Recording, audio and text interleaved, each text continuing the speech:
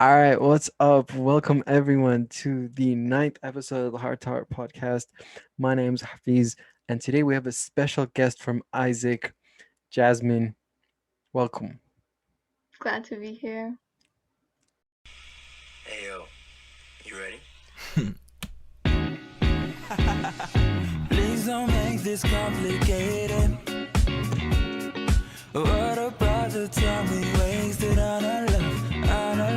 I can't keep the things we traded. All right, would you like to introduce yourself and the organization real quick? Okay. Hi everyone, my name is Jasmine. I'm the VP of Marketing in AISEC. So basically, we're the world's largest youth-led organization. We exist in over 100 countries, and basically, we're committed to youth leadership and youth development. The way that we curate youth development is through cross-cultural exchanges. So we send students on internship exchanges and volunteer exchanges, just to make a difference in the world, develop their leadership skills, gain technical skills, and yeah. All right, awesome. Yeah, honestly, I only really heard about this club very recently, and I was very intrigued. So thank you so much for coming on board, and I can't wait to learn more about it.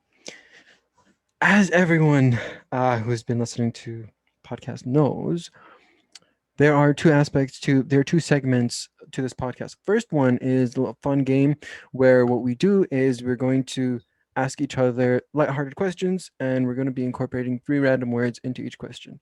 And the second aspect of it, we're going to get to know her and the club a bit more. All right, you ready? I'm ready. All right, let's do it. Okay, so my first question for you is, all right, so if you could put just one word into any document in history, what word would you choose and where would you put it? And your words are poor, doubt, and trivial. Okay, let me think this one through for a second. Um, when I think of documents, all I can think of is like the Charter of Rights and Freedoms. So, sorry, could you repeat the words again? Poor, doubt, and trivial. Okay, so the Charter of Rights and Freedoms has had a lot of doubt on, I think, the quality over the years, but there has been some changes on like poor wording to be more inclusive. So yeah, I think that the issues that people have brought up in regards to like indigenous rights and stuff like that are it's definitely not like a trivial matter, something that should be addressed, and I'm glad that the edits have gone through, but I think that there is more progress to make in terms of like documentation, and yeah. Yeah, well done. You nailed that. Good job. So if you could describe any item on your bucket list, what would it be? And your words are peasant, freedom, and quarrel. All right. So in terms of items that are an item that's on my bucket list, I guess it would have to be, an industrialized like electric skateboard. Because like I'm just picturing myself, going around town, just like cruising on grass, on sand, on road, the bumpy roads and whatnot. Just it feels like freedom, and not like a peasant. It just doesn't. You kind of don't want to feel like one. And some, you know what? I've raced a car before, like with an electric skateboard, but like now with this industrialized one, I can start quarreling with the drivers in the car. Just go up right beside them, just look at their window and be like, "Yo, my car's fast. It's not even a car. My skateboard's faster than yours," and then just laugh at them. Like, that's not good. But yeah, Okay, that was a great. that was a random answer. But all right, cool. So, your next question is, all right. So if you died and you had to choose one place to haunt for the rest of your life, sorry, for the rest of eternity, where would you choose to haunt? And your words are cook, stalk, and pursuit. Um, okay. So honestly, I think anyone in like retail or a fast-paced like restaurant environment can feel me on this. So I would definitely pursue or be on pursuit of my old restaurant that I worked at, the manager that worked there, because honestly he was a horrible cook.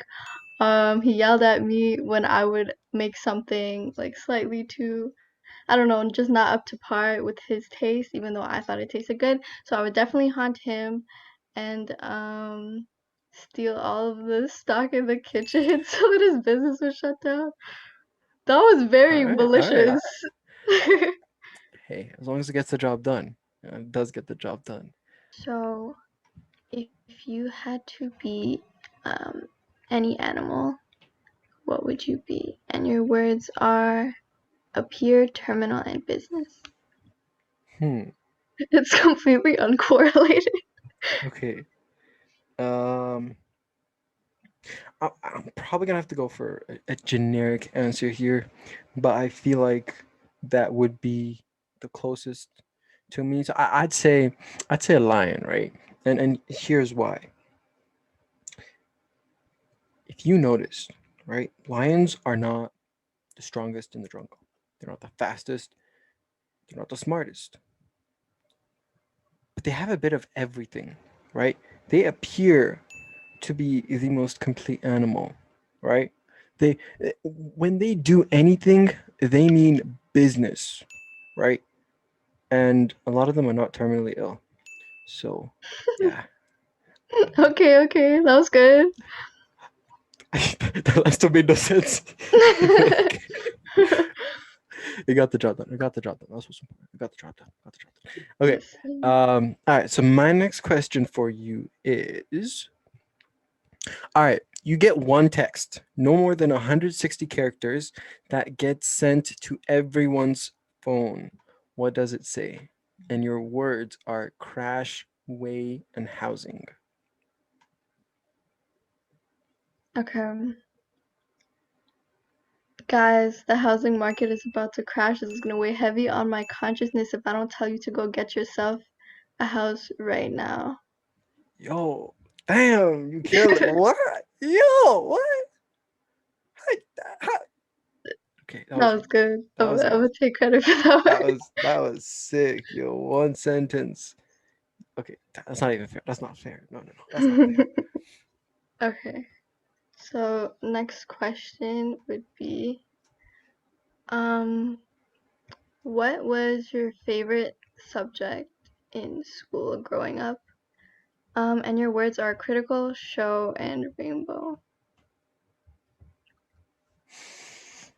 Okay, I'm not gonna say I had a favorite subject growing up, unless we consider gym, but like it's not really a subject. So I didn't have a favorite subject, but I had a worse subject, all right? And it was math. I'm very critical of math, all right? They see what they expect to do is they'll like show you how something works, all right, and then be like, come do it, as if it's all rainbows and sunshines and whatnot. That's just not how it works. I hate math. I feel you. I actually hate that too. There we go. There we Great go. job. There we go. Thank you. Thank you. All Okay, right. that All one right. was fire. Thank you. Thank you. All right. All right. Cool. Cool. Cool. So your next question is, all right, what cute cartoon character would be absolutely terrifying if it existed in the real world? And your words are fix, reality, and skip. That's a really good question. So, SpongeBob comes across as this really nice, fun-loving guy, but in reality, if I saw a giant sponge walking down the road, just like giggling, nonstop, honestly, I would fix him a punch. Um, and yeah, I mean, like, I've never skipped an episode of SpongeBob, but honestly, like, if I did see him in real life, I feel like that would be pretty terrifying. All right. Well done. Well done. That's a great answer. All right.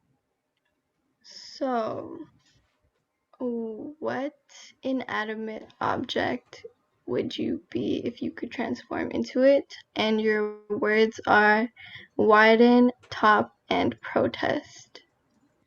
Okay. Um, okay. So the one thing I do not want to be um, is a statue for a couple reasons. Um, First of all, we've been seeing a lot of protests happen recently, right? And okay, if I'm gonna be a statue, right? Like I'd want it to be in like a really cool place. I'm talking like the top of the CN Tower, right? Somewhere that's really epic. Like, and the place obviously the room is really wide, right? So it's gonna be room for people to come around and protest because they're gonna hate me eventually. No, we're not gonna. That was. I was like, why are they protesting it at took, that statue? it took, it took a No, dark it's turn. good. It took a dark turn. Is that justifiable or should I try again? I think it worked. If you want to try again, go ahead. I think it worked. All right, we'll go with it then. Just go with It it. took a dark turn. All right, cool. So we're gonna go with that. All right. So your next question is, what animal would be the cutest if it was the size of a chihuahua, and the animal needs to be bigger than the size of a lion? And your words are bulletin, thought, and dressing. All right. So, just some food for thought. I know that um, giraffes are like pretty ginormous animals, so I'd be interested to see how they would look as like a cute little, I guess the size of a cute little chihuahua. I remember one time seeing an ad on a bulletin board about giraffe awareness, and it was like dressing up as like a human, and I thought it was really cute, so that'd be something that I'd be down to see. Hey, yeah, that was really well done. I like There that. really wasn't, but thank you. No, it was. You combined them all, and it made sense. Like, come on, like what more? Like that's all we could ask. Okay, so All right. next question, very basic question, but if you had any superpower, what would it be and why? And your words, sorry, are ideology, able, and draw. Okay. Cool superpower for me. The ability to fly. All right. First of all, being able to fly is something that's cool, really cool. And because like growing up, we've always drawn pictures of birds and whatnot, and we also had the ideology that birds are drawn with like just in I don't know what the shape is, but like I used to draw birds terribly. I still draw birds terribly. I can't draw at all. But like flying, and this time, or maybe if I was able to fly like a bird, I'd be able to get a better view of the bird, and then I'd be able to draw the bird better, or not at all. I don't know. That was really good. Did I use the word ideology correctly? I think No. it works. Yeah, definitely. All right, cool. We're just gonna go ahead with that. My All right. cat is currently meowing like crazy. So Hey, if we like you cats here. We like cats. okay. They're all good. All good. All good. All right. Thank you so much for participating in this part of it. I really enjoyed it. I hope you did as well. And yeah, now we're going to be jumping to the next part of it. We're going to ask you a couple questions about the organization and yourself. And all right, let's jump right into it. So, my first question to you is, tell me a bit more about the club. Tell me a bit more about the club, what it is, what you do. I know you briefly introduced it, but if you don't mind diving a bit more into it, appreciate that. Yeah, so AIESEC is partnered with the UN actually, and we have two products, internships and volunteers. So for volunteer exchanges, basically, students have the opportunity to go to another country to work on a sustainability development goal. So we have goals like no poverty, health, education, gender equality. So all of these are goals outlined by the UN to work on. I think it was by 2030 to like fix these like social issues that are happening in the world. And yeah, and then with our internship product, really gives students an opportunity to experience the world, the working world outside of like just Canada. So yeah, that's something like really cool that we're excited to give students the chance to experience because yeah, as I've mentioned, the world outside of just like here where we live in is so much more different, diverse. There's so much more to experience. So yeah. Definitely, definitely. Yeah, the world is very large, vast, and there's so many things that we just don't know about and we won't know about unless we do get the chance to see it ourselves and get to experience it. So let's assume this is someone's first interaction with your club, right? What should they know about the club or organization? The first thing I would say is that we're not, I feel like this is kind of corny, but we're not just an ordinary club. We actually don't even clarify or distinguish ourselves as a club. We rather call ourselves an organization because we have such strong like affiliations with like national entities, for example, the UN, and we really do care about leadership development through action. I think that while awareness is like very important, I think that the way that you really see the world is through action and immersing yourself in an experience. So Isaac promotes leadership through actual action instead of just like theory and awareness. So I think that, yeah, those are the 2 points that I want to drive home: real action, and we're not like other clubs. We have like real affiliates in like the global like scale of governments and stuff. Okay, awesome, awesome. Yeah, I like that. I feel like if you make that distinction between club and organization, people's perspective of it change slightly as well. Because usually, you associate clubs with something to have fun, right? Something that's a bit more casual versus if you call it an organization, and like you show that there's a clear distinction between the two, then they'd be more inclined to take it more seriously, especially the affiliation with the United Nations. That definitely gets people to take it a bit more seriously, which is great. So what is something that people seem to misunderstand about your organization? So while we are definitely a very established organization with ties in like different countries and the UN, people think that we are like just all business, all work no play. But honestly, on our Instagram we posted a lot of like behind the scenes footage, I guess, of like our socials or meetings, and they're honestly so fun. And the people that I work with are so down to earth and really committed to supporting each other and being friends, not just like I'm not like there's no hierarchy really. So I think that that's something that I wanted to drive home. While we are an established organization, it's equally work hard, play hard. I like that. I like that. And I feel like there's certain clubs. I guess yeah, this would more so apply to clubs. Actually, even organizations that are not clubs. I feel like they take their roles a little too seriously, if you ask me. Because like extracurricular activities, at least in my eyes, through my eyes, right, in my opinion, should be something that isn't too stressful. It should be something that provides you with a bit of fulfillment while enjoying your time, right? So not everyone necessarily likes to play games every time, and that's perfectly fine.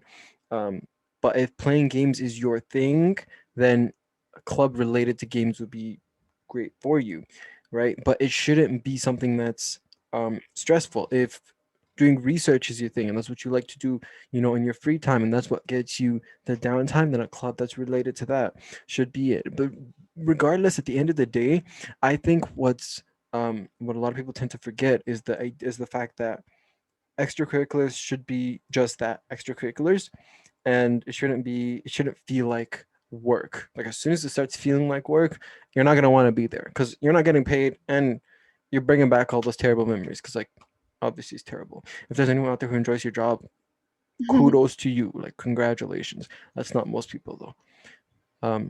Yeah, I definitely agree with that. Being passionate about something that you're involved in is definitely like a very key thing. Yeah. Definitely, definitely. All right.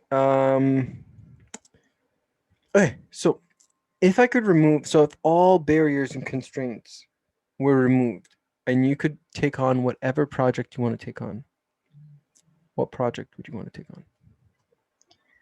on? So as I mentioned, we send students on cultural exchanges and internships and volunteers. Um, but there obviously are costs associated with like you picking up and like leaving to another country. But we do see value in like people going on these excursions. So if there were no cost limits, honestly, I would want to like get every youth I could possibly like reach out to go on these exchanges without having to worry about costs. Obviously, that is a very ideal world because we do live in a world where there are economic disparities. But yeah, that's definitely something that I want to do. My goal is to get everyone that I can to go and experience a culture that's outside of their comfort zone abroad because yeah, it really awakens your mindset. Okay. Um, okay, so why does your organization believe that international exposure or experience is so important? Well, we believe that international exposure is important just because there's so much to see beyond like our borders. For example, I know that Canada has a very strict work culture in terms of you come in on time. There's not a lot of like socializing or fraternizing outside of like work, at least for a lot of organizations. Whereas when we heard from one of our past interns that came back, she went to Germany and it's very much like you spend 20 minutes before your shift starts and you're just like having coffee with everyone and socializing and everyone's talking about their families. So like that's just one small example of like how experiencing a different world outside of your borders is definitely a very awakening experience, and that I think everyone should have the opportunity to, yeah, endure. All right, all right. So let's picture a scenario, right? Let's say I apply and I get accepted in a position of intern. What would it look like for me during the duration of where I'm gone, or of when I'm gone? Sorry. So yeah, a special thing about AIESEC compared to other uh, organizations who kind of offer the same, like, okay, you're gonna go abroad um, for an internship, is that we actually assign someone to be your exchange participant manager, is the official term, who guides you along the whole process. You have an exchange participant manager in your home country, so here Canada with York, and then you also have one to your host country. So for example, let's say if you're going to Mexico, there's always someone or a group of people to be there with you to guide you along your process. So for example, like your exchange participant in Mexico would literally pick you up from the airport. So as soon as you get there, you have someone picking you up from the airport. They kind of run you down, help you with like the language barrier. Even before you get there, we have classes and consultations on like specific phrases and like food, culture, everything like that. So then when you touch down in Mexico, everything's gonna be perfect. And then you also have accommodations normally, so you will be with a host family. You'll be provided food. Depending on if you're going on an internship or volunteer exchanges, your day in the life would look like different because you could be like a teacher, for example, or you could be working in like a corporate environment. So like that kind of differs, but the consistency with like there's always someone being there to support you is like gonna be there no matter what. All right, awesome. And I think that's, I guess, a concern that a lot of people might have. It's like I'm heading into a new country, and I don't know anything about the environment. So that's absolutely great to hear. Um, what are some of the more popular destinations per se? So some of the popular destinations that we send students on exchange to would be Taiwan, Turkey, Brazil, and Mexico. Yeah, all really exciting countries. Yeah, definitely, definitely. I feel like the culture is very different in all the different places that you did name, which is great. And again, seeing a different culture is very, very important. How much would it cost a student? Great question. So, going abroad obviously does have like certain things that you have to consider. For example, like actually booking the flight, visa, etc. But we actually walk through like all of the costs and like possibilities of like grants with York University with all of our students or potential exchange participants. And the way that that we go through all of those costs with you is by booking a consultation with us, which you can totally do that on our website. On our Instagram page at aiesecinyork. Yeah. All right, and my last question for you right now is, what should I ask you that I didn't know enough to ask? That's a good question. I would say students usually have questions about how are they going to find the right opportunity for them, because there are a lot of opportunities on our website. So for example, you can go like horse riding in Brazil, or you can have like a really corporate like internship in Germany, for example, or teach in Taiwan. So in terms of navigating the world of like a lot of opportunities, so in our consultation, we actually like ask you what your goals are for going on exchange, what you want to accomplish. Is it like a career goal, or is it more like personal exploration? So by navigating like those things, and it's based on your goals, we help kind of narrow down the opportunities, and like just kind of find the best fit for you, and place you in an opportunity that you would feel the most comfortable in. All right, awesome. That's great. We're gonna play a quick game of this or that. So rapid fire edition. All right. So I'm gonna randomly ask you questions, and this is just you personally. We're gonna cool down from the Isaac questions and just go into these quick questions. All right. Ready? Yep. All right. Dog or cat? Cat. Nice. Netflix or YouTube? YouTube. Phone call or text? Phone call. Cardio or weights? A cardio. Instagram or Snapchat? Snapchat. Ice cream cone or snow cone? Ice cream cone. Mobile games or console games? Mobile. While walking, music or podcasts? Sorry, repeat the question. So while walking, music or podcasts? Music. iOS or Android? iOS all day. So we're about to have beef. Big party or small gathering? Small gathering. New clothes or new phone? New clothes. Rich friend or loyal friend? Loyal friend. Work hard or play hard? Work hard. Nice car or nice home interior? Nice home interior. What's worse, laundry or dishes? Dishes. Dishes. All right, all right, all right. Awesome. Thank you so much for a wonderful episode. I learned a lot about AIESEC, and I'm sure a lot of other people, a lot of the viewers will learn about it. Your social media information. What social media platforms are you guys on? So we're on Instagram. That's our main platform at aiesecinyork, but we recently expanded to LinkedIn. So, and it's the same thing, aiesecinyork. Okay, so social medias will be put up on somewhere on the screen. Be able to see them, and yeah, I'm excited. I'm gonna do some more research on it too. See what kind of opportunities there are for me too. Gotta do research and whatnot. And yeah, thank you so much for coming on. I definitely learned a lot, and I'm sure all the listeners have learned a lot as well. And yeah, peace out, everyone. Thank you for listening. Take care. Thank you. Bye. Bye.